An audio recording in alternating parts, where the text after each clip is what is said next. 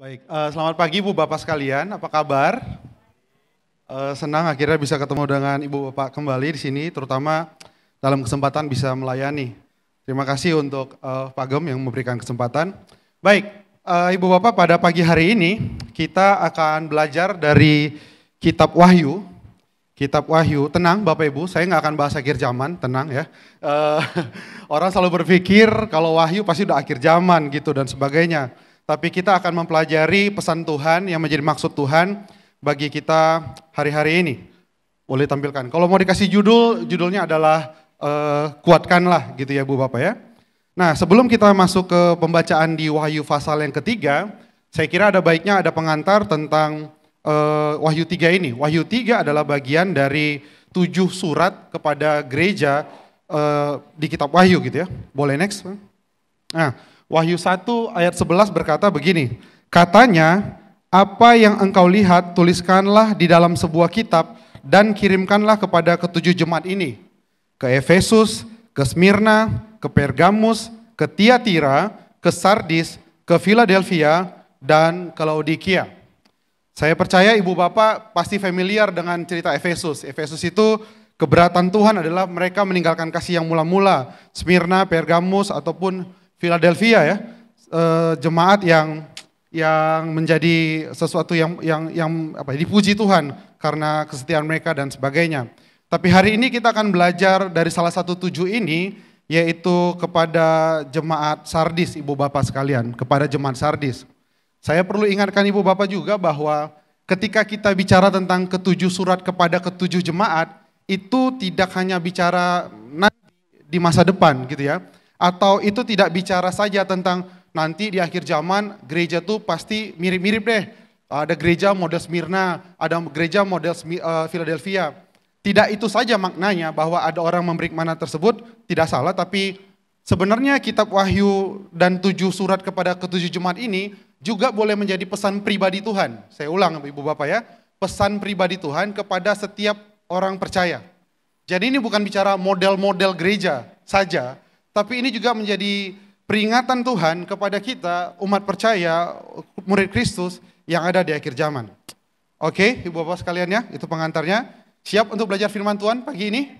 Siap ya Pak, ibu bapak ya? Oke, mari kita masuk ke Wahyu yang ketiga. Boleh next saja.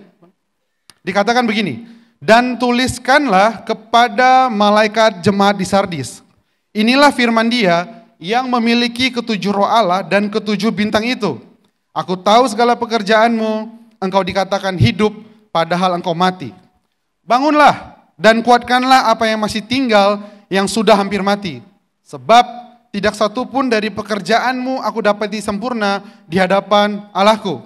Karena itu ingatlah, bagaimana engkau telah menerima dan mendengarnya, turutilah itu dan bertobatlah.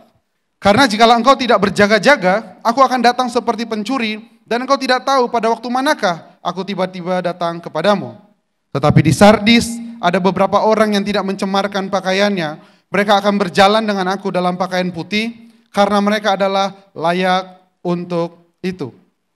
Ayat 5, barang siapa menang, ia akan dikenakan pakaian putih yang demikian.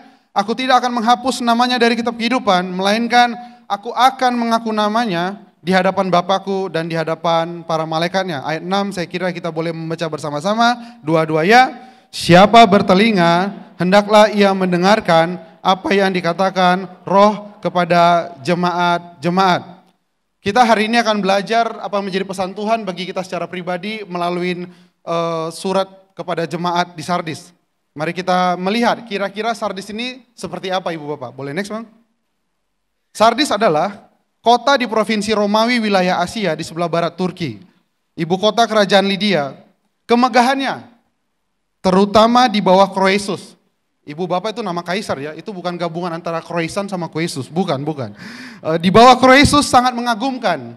Kekayaannya dikatakan sebagian mengalir dari emas yang ditambang di sungai Pactolus, mengalir lewat kota itu. Pusat kotanya merupakan benteng yang tak terkalahkan. Hampir seluruhnya dikelilingi oleh tebing-tebing yang curam. Gambarnya sebagai berikut. Tuh Bapak Ibu. Jadi di atas itu adalah pusat kotanya Ibu Bapak. Nah ini daerahnya. Jadi tidak ada bangsa lain yang bisa mengalahkan orang Sardis atau ibu kota kerajaan Lydia ini. Nggak bisa Bapak Ibu. Karena gimana? Sebelum pasukan naik pun, pasukan udah bisa dihajar di tebing-tebingan curam itu. Dan itu punya tembok yang sangat kokoh Ibu Bapak. Jadi ini kota sangat powerful, kemegahan pusat pemerintahannya luar biasa. Ini yang sekarang, di masa lalu gambarnya seperti ini Bapak Ibu. Tuh gambar ya Bapak ya. Jadi kotanya megah sekali, pusat kotanya. Yang ini adalah tempat masyarakat dan sebagainya. Jadi dikatakan tidak ada bangsa yang bisa mengalahkan dan menguasai Sardis pada masa itu Bapak Ibu. Mau bawa pasukan, pasukan naik ke atas, tinggal dilemparin, jatuh, kalah. Mau bawa lagi pasukan, nggak bisa. Jadi Sardis sangat powerful, Sardis sangat kuat, Sardis sangat dibanggakan oleh masyarakatnya. Itu secara pemerintahan.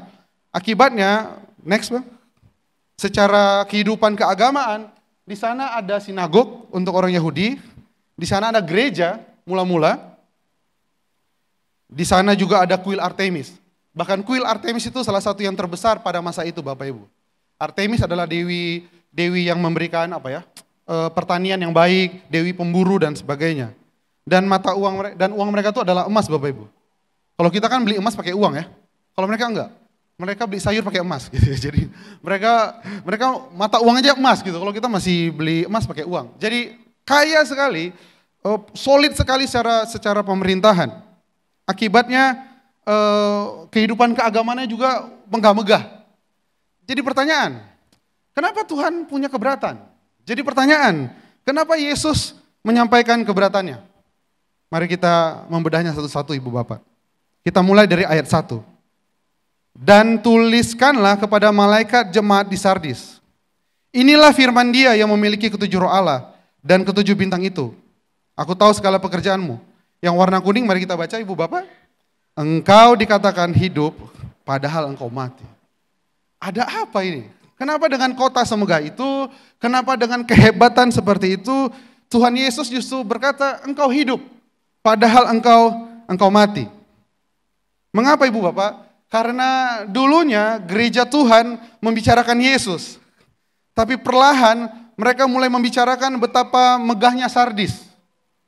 Dulunya mereka bicara tentang kekuasaan dan kekuatan Tuhan dalam kehidupan gereja orang percaya. Lama-kelamaan mereka mulai membicarakan apa yang menjadi topik di Sardis Bapak Ibu. Dan lama-kelamaan mereka menjadi gereja yang terbiasa melihat orang menyembah berhala. Lama-kelamaan mereka mulai menjadi orang Kristen yang mulai terbiasa melihat orang jauh dari Tuhan.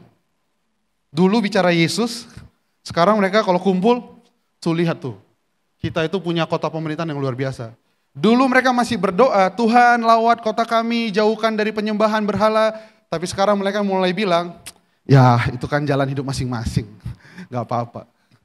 Makanya Tuhan bilang, engkau hidup padahal engkau mati. Boleh kembali ke ayat 1-nya Bang? Mereka pikir mereka sedang dalam kehidupan, padahal mereka dalam kematian, versi Tuhan. Kalau ditanya, Yordan, apa sih definisi hidup? Menurut saya, Yohanes 14 ayat 6 sudah menjelaskannya. Kata Yesus kepadanya, apa Bapak Ibu? Akulah jalan, akulah kebenaran, akulah hidup. Jadi hidup adalah ketika kita bersama Yesus. Itu. Gak usah diperpanjang-perpanjang. Yohanes 7 ayat 38 menjelaskannya lagi. Barang siapa percaya kepadaku, seperti yang dikatakan oleh kitab suci, dari dalam hatinya akan mengalir aliran air hidup. Apa yang dunia coba untuk buat sama kita Bapak Ibu adalah kita seolah-olah hidup, padahal kita sedang dibawa dia untuk dalam kematian, untuk dalam hidup di luar Yesus, untuk berpikir di luar cara Yesus berpikir, untuk bersikap di luar cara Yesus bersikap, untuk berkarakter di luar cara Yesus berkarakter. Kita pelan-pelan mulai diseret. Bapak Ibu, gereja Sardis adalah gereja yang umurnya tuh 300 tahun setelah Yesus datang ke dunia. Jadi gerejanya masih muda sekali. Mungkin Paulus punya murid, masih itu yang khotbah di gereja Sardis. Tapi mereka pelan-pelan tergeser. Mereka yang berpikir masih hidup, padahal mereka mulai berpikir berbeda dari Tuhan berpikir. Mereka mulai, mungkin awalnya mereka melihat ada orang disembelih demi dewi, mereka kayak, wih, Tuhan tolong jamah lawat bangsa ini, mereka beritakan Injil. Tapi lama-kelamaan mereka mulai kayak, ya udahlah, ini mah agama masing-masing, kita nggak usah urus. Yang penting kita, ya udahlah, kita udah Kristen, udah selesai. Mereka dulunya hidup, tapi mereka mati. Hal yang sama menjadi pesan Tuhan bagi kita pagi hari ini. Apakah kita masih hidup? Cara pikir kita tentang hidup, tentang keluarga, tentang pekerjaan, tentang uang, tentang masa depan, tentang melayani orang lain, apakah masih seperti yang Yesus pikirkan? Atau pelan-pelan kita mulai terseret dan mulai memperlakukan orang seperti dunia perlakukan orang? Anda ada hanya untuk nge-like saya. Anda ada hanya untuk komen saya. Orang mulai sembah orang lain sekarang, Bapak Ibu. Orang mulai apa ya? Mulai marah gitu ya. Orang mulai bahkan Piala Dunia harus diganggu dengan satu tema yang repot gitu ya. Yang tentang band-band kapten dan sebagainya. Kita pelan-pelan mulai digiring untuk berpikir seperti orang dunia berpikir. Dan kita fine-fine aja, dan Sardis fine-fine saja. Mereka pikir mereka masih hidup, mereka pikir mereka masih ada, mereka pikir mereka masih di mata Tuhan. Tapi bagi Tuhan, engkau hidup padahal engkau mati. Bapak Ibu, ini bukanlah kalimat yang didorong oleh rasa marah dan murka. Bukan. Ini kalimat didorong oleh pribadi yang sangat mengasihi kita, orang percaya. Tuhan harus memperjelas kondisi kita supaya kita tahu apa yang harus kita ambil tindakan berikutnya. Setuju Bapak Ibu? Ini bukan kayak, kamu ini hidup padahal kamu mati. Enggak, tapi Tuhan mau bilang, bangun. Kamu pikir kamu masih hidup. Enggak, kamu udah mati. Dari dalam hidupmu tidak mengalir lagi aliran air hidup. Hidup kita nggak diisi oleh kebenaran dan jalan keselamatan dan hidup. Hidup kita mulai diisi dari apa kata media, apa kata berita, apa kata dunia. Kita mulai sesuaikan cara pikir dan cara pandang kita dengan apa yang dunia buat. Kita mulai berubah dari apa yang Tuhan mau menjadi seperti apa yang dunia mau. Dan itu nggak pernah drastis dan tiba-tiba Bapak Ibu. Selalu mereka bawa kita pelan-pelan. Cara hidup kita, cara nilai kita, prinsip kita tentang hidup ini, apakah masih seperti Yesus? Atau kita mulai berpikir, ya hidup mah hidup aja lah. Hidup, ya udah lakukan aktivitas, ya udah nanti ujungnya kita berpulang. Atau kita mulai masih berpikir, hidup adalah tentang menyenangkan Tuhan, untuk melayani Tuhan, untuk persembahkan hidup bagi Tuhan, dan melayani umatnya dengan segenap hati. Apakah kita masih berpikir, orang muda ya, bahwa pekerjaan dan kuliah kita itu adalah cara kita mengekspresikan iman, atau kita mulai berpikir bahwa ya ini cara saya untuk bisa punya uang dan akhirnya saya bisa menikmati apapun yang saya mau. Tuhan berkata ke Sardis, engkau hidup padahal engkau mati. Hidup tanpa Yesus bukanlah hidup Bapak Ibu. Hidup bersama Yesuslah kehidupan. Saya ulang. Hidup tanpa Yesus bukanlah kehidupan. Hidup di luar Yesus adalah kematian. Karena Yesus bilang, akulah jalan dan kebenaran dan hidup. Tapi dunia sedang ajak kita untuk bisa kok hidup tanpa Yesus. Bisa kok hidup tanpa prinsip Yesus. Bisa kok hidup tanpa menjadikan Yesus sebagai teladan. Banyak orang kayak gitu kok. Sardis, pelan-pelan mereka mulai berubah. Yang seharusnya menjadi gereja membawa kegerakan di Sardis. Mereka mulai beradaptasi. Mereka mulai berkompromi. Dan Tuhan dengan tegas bilang, engkau hidup padahal engkau mati. Yang seharusnya dari kita ada harapan bagi orang lain, tapi dari kita justru datang tindakan yang nggak benar pada orang lain. Yang seharusnya dari kita datang pengharapan, tapi justru dari kita datang kalimat-kalimat yang mematikan nasib orang. Yang harusnya dari kita datang sebuah sukacita, tapi dari hidup kita justru datang kedukacitaan bagi orang lain. Engkau hidup padahal engkau mati. Kalau ayatnya berhenti di situ, kita cuma ditinggalkan jadi orang yang terdiam. Tapi kita bersyukur kita punya Yesus yang baik, yang dia lanjutkan dengan ayat 2. Boleh ayat 2-nya? Dikatakan, bangunlah dan kuatkanlah apa yang masih tinggal yang sudah hampir mati. Sebab tidak satu pun dari pekerjaanmu aku dapati sempurna di hadapan Allahku. Jadi Tuhan Yesus bilang kepada jemaat Sardis, bangunlah. Ini yang paling luar biasa Bapak Ibu. Kuatkanlah, apa itu Bapak Ibu? Yang masih tinggal. Bahkan yang sudah hampir mati. Bangunlah, kuatkan apa yang masih tinggal. Yang sudah hampir mati. Jam-jam doa yang mulai lari. Dulu kita berdoa sehari 2 menit. Sekarang kita berdoa setahun 2 menit. Tapi kalau masih ada niat untuk berdoa, walaupun sudah hampir mati, kuatkanlah. Ada banyak orang percaya, saya ini udah terlalu jauh dari Tuhan, udahlah. Gak usah lagi lah.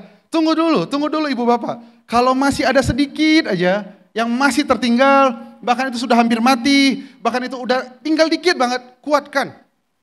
Jangan membuat itu jadi permanen. Udah, saya udah jauh dari Tuhan, nggak ada harapan lagi. Tunggu dulu. Masih adakah di hati nurani kita kerinduan bersama Tuhan? Masih adakah di hati kita keinginan untuk berdoa di hadapan Tuhan? Masih adakah di dalam hati kita kerinduan membangun mesbah keluarga? Masih adakah di hati kita kerinduan melayani orang lain? Masih adakah di hati kita kerinduan untuk bisa berkorban lebih lagi bagi kemuliaan nama Tuhan? Kalaupun dia cuma kecil, ibu bapak, saya mau bilang berdasarkan firman Tuhan, kuatkan. Amin. Jangan dibuang. Kalau masih, tinggal dikit saja Yordan, Pak Yordan tidak perlu buang. Tunggu dulu, Tuhan bilang kuatkanlah apa yang masih tinggal. Bukan cuma masih tinggal, yang sudah hampir mati. Tuhan tuh punya standar minimal sekali Bapak Ibu. Ngasih makan 5.000 orang, Tuhan perlu berapa roti? 5. Iman Tuhan perlu sebesar apa? Biji sawi. Kita aja buat standar tinggi banget gitu, bahwa saya ini udah gak layak, saya ini udah gak pantas. Tuhan gak pernah kayak gitu. Tuhan kasih standar seminimal yang kita bisa lakukan. Karena sisanya dia akan mengurapinya. Amin Ibu Bapak. Yang doa udah mulai kayak, doa udah biasa aja. Kalau masih ada niat berdoa, niat berdoa pun itu tolong jangan dimatikan. Amin Ibu Bapak. Karena Tuhan akan kuatkan. Ya gak sih, Bapak Ibu mungkin lihat anak ini mau jadi ini, anak mau diapain ya gak sih? Gitu. Masih ada harapan atas masa depan dia, Bapak Ibu kuatkan. Dia akan jadi pemimpin bangsa ini. Kuatkan, jangan, ini anak udahlah di daftar kakak, saya udah tidak anggap dia ada gitu ya. Saya udah pindahkan dia ke kakak yang lain. Jangan dulu Bapak Ibu, kuatkan apa yang masih tinggal, karena Tuhan akan tolong. Bangunlah, kuatkan apa yang masih tinggal. Baca Alkitab udah malas-malasan, Pak Yordan, saya sekarang baca Alkitab tuh seminggu cuma 2 ayat. Nggak apa-apa. Karena dari yang situ Tuhan akan tambahkan, Tuhan akan perbesar. Jangan kasih titik kalau masih koma. Amin Ibu Bapak. Kuatkan. Niat untuk bekerja lebih baik. Kerja udah bertahun-tahun, karir nggak meningkat. Tenang dulu, kuatkan aja. Amin Ibu Bapak. Jangan fatal, fatal tuh jangan menihilkan. Udahlah, ini udah nggak bisa lagi. Tuhan bilang bangunlah. Kuatkan apa yang masih tinggal. Bukan cuma masih tinggal. Yang udah hampir mati. Kalau kasih kita di keluarga, kepada sahabat kita udah mulai turun, kuatkan lagi Ibu Bapak. Tapi Yordan kalau lihat kelakuan dia, saya sudah tahu tipikal-tipikal orang kayak, kuatkan dulu Bapak Ibu. Kasih kesempatan dulu Ibu Bapak. Layani lagi orang yang kita udah ajak dia, layani dia, bantu dia, layani dia, tapi dia makin jauh dari Tuhan. Jangan kasih tinggal, kuatkan apa yang masih tinggal, yang sudah hampir.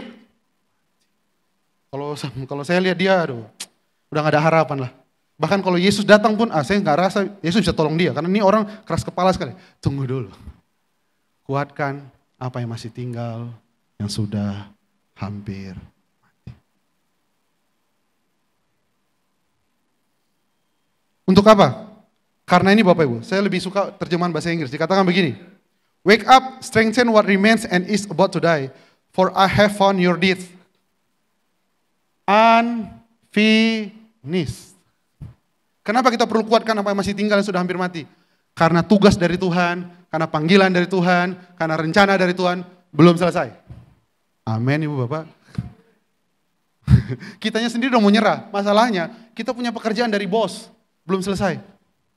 Jadi kuatkan lagi, semangatin diri lagi. Tuhan, aku gak punya niat lagi untuk bersungguh-sungguh hidup di dalam-Mu. Tapi karena tadi ada khotbah begitu, aku kasihlah dikit Tuhan, 1%. Ini udah hampir mati ini Tuhan. Ibarat baterai ini perlu dicas. Kalau tinggal 1%, Tuhan akan tolong Ibu Bapak dan Dia akan kuatkan lagi dan Ibu Bapak akan bangun lagi dan tidak mati lagi, tapi hidup menjadi berkat. Kalau di situ kota Sardis berarti kita bicara Kupang, kita bicara NTT Bapak Ibu. Jangan lepaskan apa yang masih tinggal. Amin. Pekerjaan belum selesai. Pekerjaan belum selesai. Kita punya bos yang tentukan kapan kita selesai pekerjaan. Selama kita masih ada di muka bumi, kerja terus. Kalaupun lemah, jangan lemahkan, kuatkan. Haleluya. Kita lanjut, Bapak Ibu. Kan ayatnya ada 6, berarti ada 4 ayat lagi Bapak Ibu. Next Bang. Karena itu ingatlah, bagaimana engkau telah menerima dan mendengarnya. Surutilah itu dan bertobatlah, karena jikalau engkau tidak berjaga-jaga, aku akan datang seperti pencuri, dan engkau tidak tahu pada waktu manakah aku tiba-tiba datang kepadamu. Karena itu ingatlah, bagaimana engkau telah menerima dan mendengarnya, turutilah itu dan bertobatlah. Tuhan bilang, karena itu ingat, apa yang pernah engkau terima dan yang pernah engkau dengar, turutilah dan bertobatlah.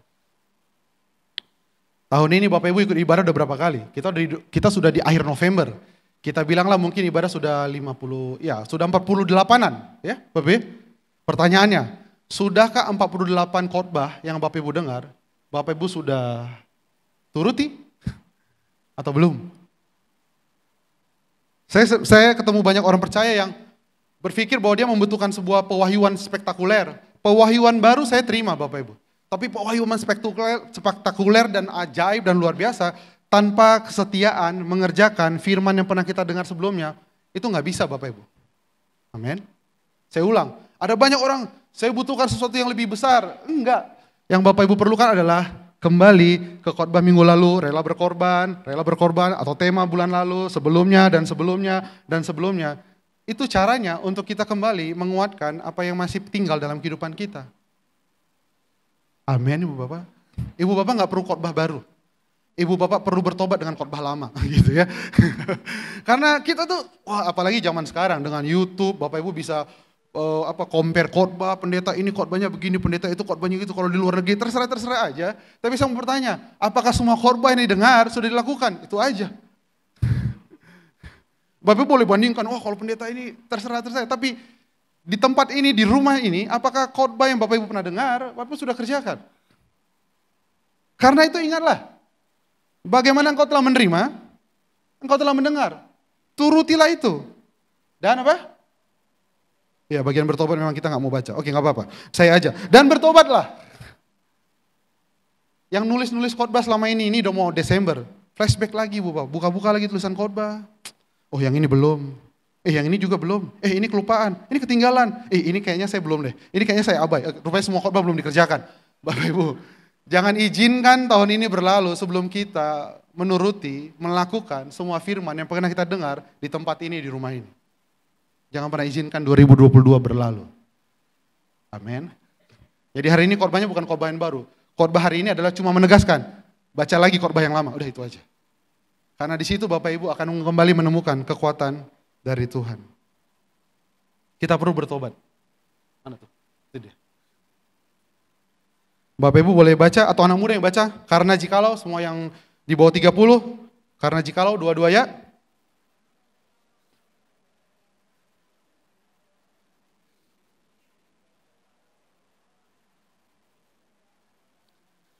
Thank you. Karena jikalau engkau tidak berjaga-jaga, aku akan datang seperti pencuri. Dan engkau tidak tahu pada waktu manakah aku tiba-tiba datang kepadamu. Tuhan bilang, kamu kembali kepada firman yang pernah kamu dengar. Ingatlah itu, apa yang pernah kamu terima, dan bertobatlah. Tapi kalau kamu tetap tidak mau menerima dan mengingat semua firman yang pernah disampaikan kepada kamu, aku akan datang kayak pencuri. Bapak Ibu, pencuri itu punya dua ciri utama. Pertama, nggak pernah bilang-bilang, setuju Bapak Ibu ya? Kan nggak pernah ya ada pencuri kayak WA dulu atau pasang story. Hari ini loh ya, tempat yang akan saya curi. Guys, kita lihat ya bagaimana saya mencuri. Nggak ada Bapak Ibu. Yang kedua, pencuri pasti ngambil. Waktu saya baca ini hati saya cukup terganggu. Kenapa? Karena tidak ada tokoh agama atau siapapun lah nabi dan sebagainya yang mau mengidentifikasi dirinya, mau menyamakan dirinya seperti pencuri. Hanya untuk menyelamatkan kita. Saya nggak pernah baca di buku-buku tokoh-tokoh agama lain bahwa saya jadi pencuri. Tapi Yesus demi saya dan ibu bapak sekalian, dia bilang begini, kalau perlu aku kayak pencuri, nggak apa-apa deh. Aku akan kayak pencuri, aku akan ambil, aku akan sadarkan kamu, supaya kamu kembali, supaya kamu nggak berlama-lama dalam kematian, supaya kamu kembali dalam kehidupan, yaitu hidup bersama dengan aku. Bapak Ibu, Raja yang maha besar, Tuhan yang luar biasa megah, dia bilang, kalau perlu aku jadi pencuri, aku jadi pencuri. Aku akan ambil. Pertanyaannya, kalaupun Tuhan ambil, itu memang punya Tuhan, betul gak sih Bapak? Jadi kan sebenarnya Tuhan gak bisa curi kita, karena dia ambil juga, ya Tuhan ini punyamu juga. Gitu. Tapi Tuhan izinkan di dalam ayat ini, aku jadi pencuri, supaya aku bisa bawa kamu kembali kepadaku. Aku akan datang seperti pencuri dan engkau tidak tahu pada waktu manakah aku tiba-tiba datang kepadamu. Ini ibaratnya anak ibu bapak tuh waktu dia harus kerjakan PR, dia main game. Betul Bapak Ibu? Aturannya jamnya kerjakan PR, dia main game. Ibu bapak ambil dia punya handphone. Dia marah, dia kesal. Dia bilang, papa jahat, mama nih jahat sekali. Ambil beta punya mainan. Tapi kalau nggak kayak gitu, dia nggak lihat kita, dia nggak tahu tugas dia apa sekarang, dia nggak tahu bahwa dia udah lari dari ketentuan bahwa dia harus kerjakan PR. Bukankah kita seperti anak-anak itu Bapak Ibu? Kita marah.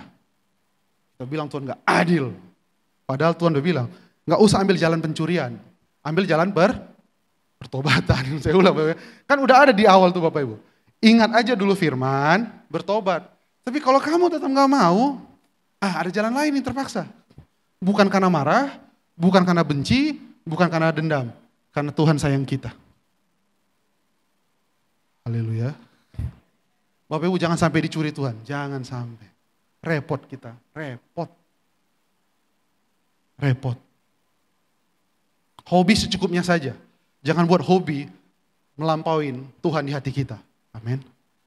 Nanti Tuhan ambil hobi Bapak Ibu, repot kita. Repot. Bapak Ibu mau pilih mana? Jalur pertobatan atau jalur pencurian? Saya ulang. Bapak Ibu mau pilih mana nih? Jalur pertobatan atau jalur pencurian ini? Jalur pertobatan. Tapi realitanya kebanyakan dari kita, ya pertobatan ya. Ya pertobatan. Jangan sampai Tuhan ambil. Hanya untuk membuat kita kayak, oh iya Tuhan.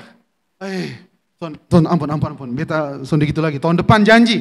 Hidup sungguh-sungguh sama Tuhan. Janji. Haruskah dia ambil sesuatu supaya mata kita melek dan lihat dia?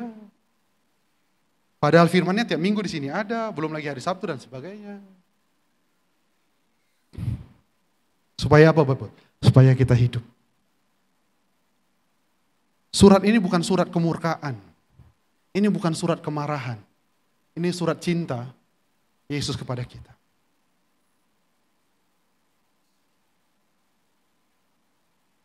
Oke, kita lanjut ayat 4. Nah, tadi itu kan latar-latar hitam nih, yang putih-putih ini lebih enak kayaknya. Tetapi di Sardis ada beberapa orang yang tidak mencemarkan pakaiannya.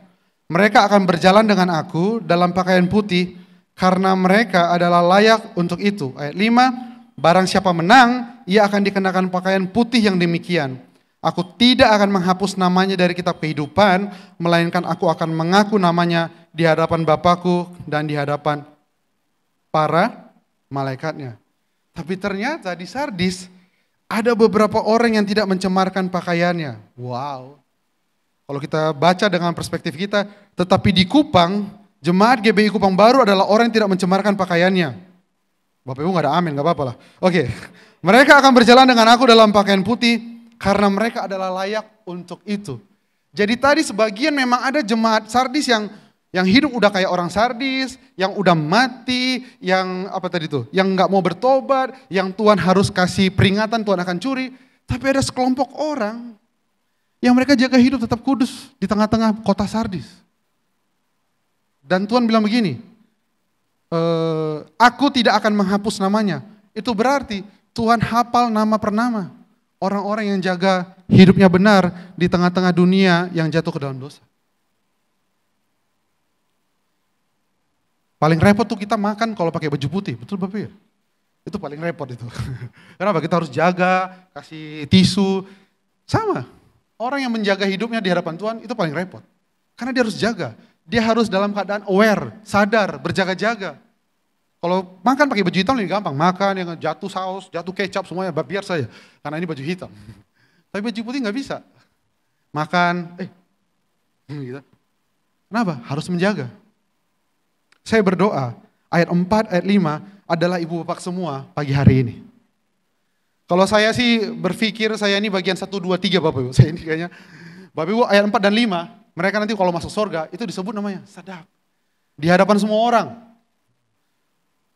Misalkan Yosua lah ya, Yosua lewat dong, disebut namanya. Kalau saya mungkin sama Bob, kita sama ya Bob ya. Nama kami gak dipanggil mungkin ya, kami cuma ada di auditorium gitu ya, kami di stadion gitu ya. Tapi Bapak Ibu sama bilang, Ibu Bapak namanya dipanggil. Apakah itu layak untuk kita perjuangkan? Layak betul. Di hadapan Bapa dan malaikat, jadi Yesus akan panggil, Yosua, masuk. Itu malaikat tonton, Bapa tunggu, dan Yesus ngomong namanya. Tak, tak, tak, tak. Saya sama Bobby, Bob, kita gak dipanggil Bob, masuk surga sih, cuma gak dipanggil nama. Ya, kita sih Bob gak serius-serius sekali ikut Tuhan dan sebagainya. Ini mungkin pesan profetis untuk Bobby juga. Nah, canda Bob, canda. Ini ketua media nih. Tapi saya mau bilang buat ibu bapak sekalian, jaga hidup. Untuk oma, untuk opa yang pagi-pagi subuh doa, untuk keluarga, untuk anak, mantu, cucu, walaupun orang gak tahu, nama oma dan opa akan dipanggil Tuhan waktu nanti di sorga kelak.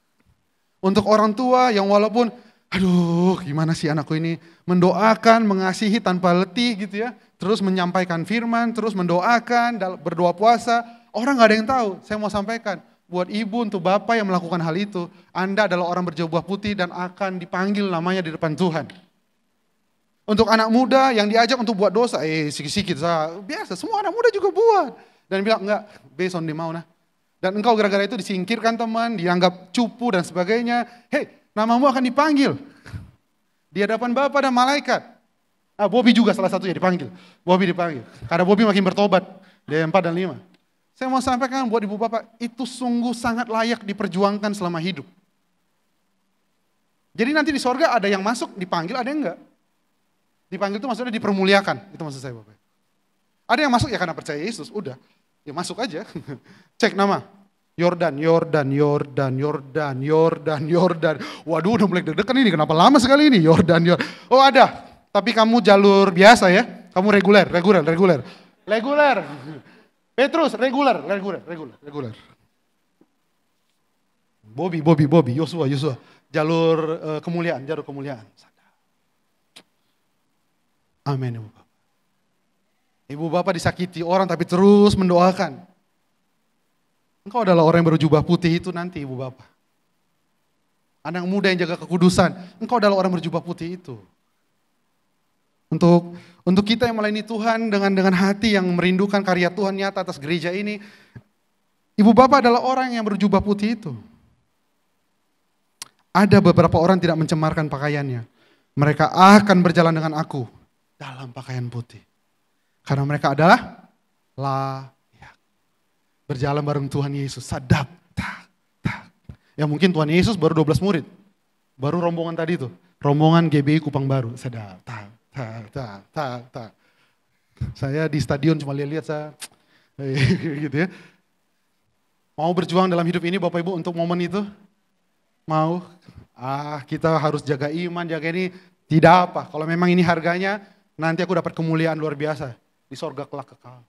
Layak Bapak Ibu. Bapak Ibu aja kalau dipanggil pejabat pasti persiapannya 2 hari, 3 hari, betul Bapak Ibu? Persiapan, pilih baju, setrikain, pilih gimana nanti kesananya jam berapa. Apalagi momen ini. Ketika saya menyampaikan ini rasa sesuatu dalam hati ibu bapak ya gak sih? Kayak Tuhan tuh bicara, aku pengen kau ada di situ nanti. Siap berjuang ibu bapak? Berjuang. Layak banget bersama Yesus. Ayat 6 yang terakhir.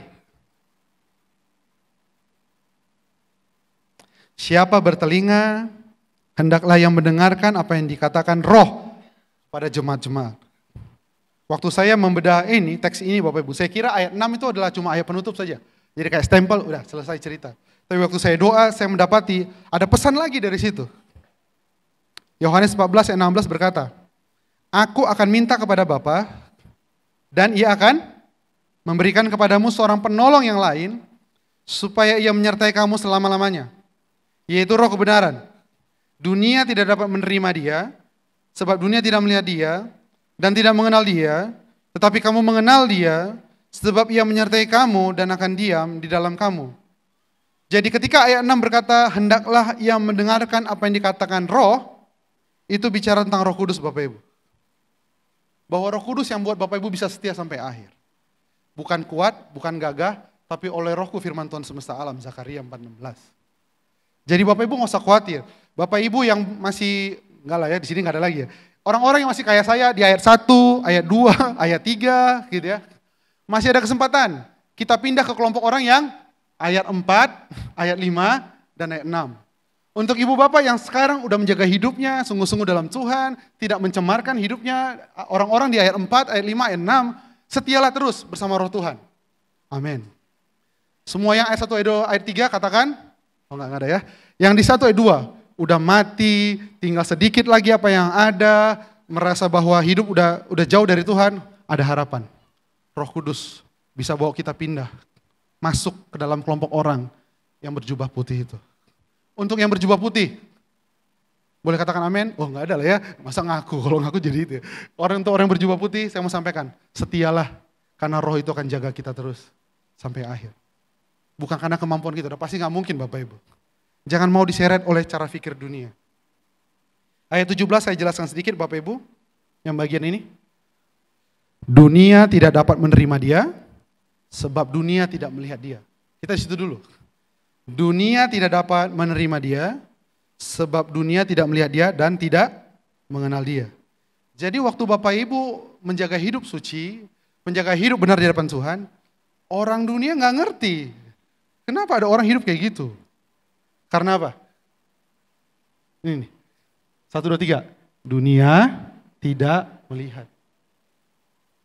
Amin, Bapak Ibu. Bapak Ibu ngelihat, karena itu Bapak Ibu jaga hidup. Dunia nggak melihat, karena itu dunia nggak menjaga hidup. Jadi bagaimana mungkin orang yang melihat menyesuaikan hidup dengan orang yang tidak melihat? Saya ulang Bapak Ibu. Dunia tidak bisa melihat Roh Kudus dalam kehidupan dunia ini Bapak Ibu, dalam kehidupan sehari-hari. Kita bisa melihat, kita mau buat dosa Roh Kudus bicara. Kita bingung, kita berdoa, Roh Kudus kasih hikmat buat keputusan. Kita merasakan sedih, Roh Kudus kasih sukacita karena dia penghibur. Amin, Ibu Bapak. Dunia nggak punya itu Bapak Ibu, karena dunia nggak bisa melihat dia.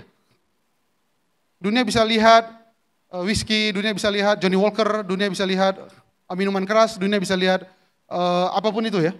Tapi dunia nggak bisa melihat bahwa dia punya roh penghibur dalam kehidupan kita. Karena itu mari Ibu Bapak, jangan mau hidup seperti dunia. Karena dunia nggak bisa lihat Roh Kudus. Bapak Ibu pernah jalan sama orang, saya pernah dulu dengan pendoa syafat gitu Pak, yang ngusir-ngusir setan-setan gitu loh. Wah ini ada di Pak Yordan. Wah saya nggak lihat apa-apa Pak, ini ada nih, saya nggak ngelihat. Beliau bertindak ngusir-ngusir setan, saya nggak tahu karena saya nggak ngelihat. Orang yang melihat, tindakannya akan berbeda dengan orang yang nggak melihat. Setuju nggak Pak? Karena itu marilah jadi umat Tuhan, jadilah orang percaya yang melihat Roh Kudus nyata dalam kehidupan pribadi, nyata dalam kehidupan keluarga, nyata dalam kehidupan usaha, nyata dalam kehidupan karir kita, nyata dalam kehidupan kita sehari-hari dalam masyarakat. Roh Kudus nyata, jamah orang, ubah orang, selamatkan orang, celikkan orang, buat mujizat, perbaharui kekuatan kita, beri sukacita, kasih harapan. Roh Kudus itu nyata sekali melalui firman-Nya. Orang dunia nggak lihat, akibatnya mereka apa? Mereka pakai cara-cara dunia untuk bisa merasakan apa yang kita rasakan. Dunia tidak melihat dia dan dunia tidak mengenal dia. Tetapi kamu mengenal dia sebab ia menyertai kamu, bukan cuma menyertai, akan diam. Saya ulang, akan diam, akan tinggal, akan terus ada di dalam kamu. Dengan ending ini, kita punya iman bahwa kita akan masuk kelompok orang-orang jubah putih. KJP, kelompok jubah putih. Jadi Bapak Ibu akan masuk, kenapa? Bukan karena kita, tapi karena Roh Kudus. Saya akan flashback sedikit. Tuhan ngasih peringatan sama Sardis. Engkau hidup, padahal engkau mati. Cara pikirmu udah gak kayak cara pikirku. Cara engkau merespon kehidupan gak kayak cara aku merespon kehidupan. Dulu kalau ada masalah, kita doa dulu. Kalau sekarang kita ada masalah, kita langsung pikir bagaimana caranya menurut versi kita. Dulu kita masih mau membaca Alkitab untuk cari tuntunan Tuhan. Sekarang kita enggak. Kita cari selebgram yang bisa kita ikutin. Nasihat-nasihatnya. Bapak Ibu, mari kembali hidup. Mari kembali hidup. Dulu kita apa-apa sebelum ambil keputusan, saya doa dulu. Sebelum melayani, kita doa dulu. Sekarang mungkin karena sudah kita jam terbang dan sebagainya, kita mulai berpikir bahwa sudah biasa. Mari, kita jangan jadi orang yang hidup padahal mati. Cara kita merespon orang, cara kita perlakukan orang, cara kita bekerja. Jangan kayak kebanyakan orang dunia melakukan Bapak Ibu. Amin. Sukacita kita bukan karena jumlah likes. Amin anak muda. Anak muda gak terima, gak apa-apa juga. Oke saya ulang, anak muda. Sukacitamu bukan karena likes. Sukacitamu bukan karena komen. Sukacitamu karena engkau hidup. engkau bisa melihat hidup dari kacamata Tuhan. Ada jiwa-jiwa terhilang, ada kampus perlu dimenangkan, ada kantor yang perlu didoakan, ada sekolah yang perlu kita rebut, ada anak muda yang perlu kita jangkau, ada keluarga-keluarga yang perlu kita menangkan, ada pasangan-pasangan suami istri yang perlu kita layani, konseling dan sebagainya. Itu cara melihat orang dengan kacamata Roh Kudus. Atau kita hidup kayak, ya udahlah, semua orang punya masalahnya sendiri-sendiri lah ya. Aku juga punya, jadi ya udahlah masing-masing urus sendiri. Kita hidup, tapi kita mati. Dulu kita sungguh-sungguh cari Tuhan, bangun pagi Tuhan, sebelum aku mulai mengerjakan aktivitas, aku perlu Tuhan. Aku perlu Tuhan, pimpin langkahku. Sekarang enggak lagi. Bangun, langsung nonton Deddy Corbuzier, YouTube, langsung kerjakan pekerjaan kita. Doa dulu, Tuhan pasti sertai, tenang saja. Tunggu dulu. Kita hidup, tapi pelan-pelan kita mulai mati. Itu yang kecil-kecil Bapak Ibu. Tapi dunia sedang giring kita untuk jauh dari Tuhan semakin lebih sungguh lagi. Kampanye-kampanye teman-teman yang LG itu makin kencang. Mereka pengen share kita pelan-pelan. Agar kalaupun kita Kristen, tapi kita Kristen yang gak punya apa-apa lagi. Yang gak punya roh, gak punya kebenaran. Gak bisa menunjukkan jalan keselamatan dan gak punya hidup. Puji Tuhan, Tuhan kasih kesempatan. Turuti firman yang pernah Yuk, buka-buka lagi yuk. Amin Bapak Ibu. Baca lagi. Kemudian apa lagi? Kalau enggak Tuhan akan datang kayak pencuri. Saya berdoa. Jangan sampai Bapak Ibu ambil jalur pencurian. Mending jalur pertobatan. Karena kalau dia curi, repot kita Bapak Ibu. Amin? Siap menjadi kelompok jubah putih? Sedap. Yang namanya akan dipanggil. Mari kita menghadap Tuhan.